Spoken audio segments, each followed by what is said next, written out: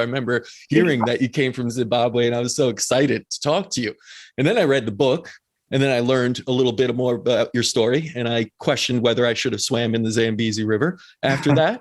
And can you tell listeners who don't know what I'm talking about the story of why the Zambezi River is such a critical part of your life, and kind of how that did dictate so much for you, and the events that, really changed your life in many ways?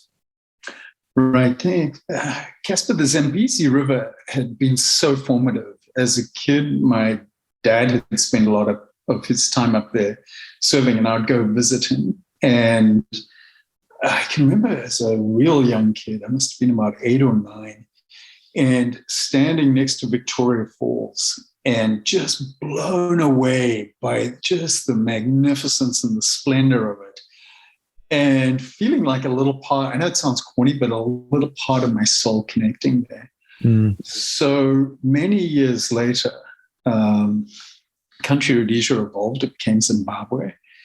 And it's kind of settled into its natural cadence. I wasn't really ready to settle, so I went to try to find a solution to life geographically somewhere else. And not surprisingly, ended up back in Victoria Falls on the Zambezi River, because I think that was truly where home was. And the Zambezi, for me, epitomized everything that was right and everything that was wrong, and everything that just was with Africa.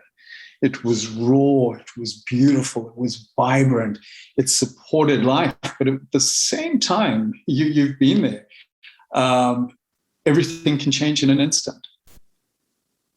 There's symbiotic relationships between all the wildlife, between the humans. It's this incredible ecosystem, and everyone has their part to play, and everything has a season and a reason. And in a way, that made life real easy to live. So it was, it was so much fun. You've been there. It's beautiful. It's fun. Gorgeous. Yeah. And then there was the kid in me, and we spoke a little bit about my ability to attach to people. And Victoria Falls was an adrenaline playground. So for me and the way I saw the world, it was perfect. And you went on to give tour guides, correct, on the Zambezi? And that was part of your life at that time, right? Being the tour guide, Paul, and being outside, being in nature, doing all that, connecting with others. Yeah, I loved it. I was probably below average raft guide, but there's phenomenal whitewater down there.